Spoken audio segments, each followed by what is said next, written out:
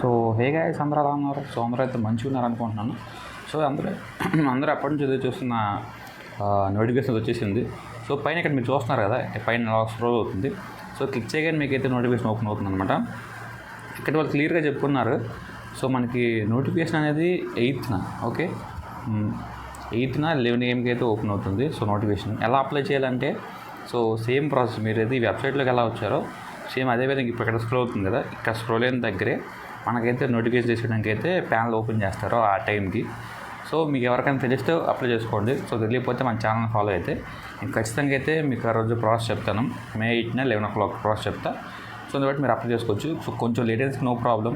ఇది జస్ట్ మనకు ఒక లైక్ 1-2 weeks వరకు అయితే నోటిఫికేషన్ ఓపెన్లో ఉంటుంది. ఓకేనా? See you on the day.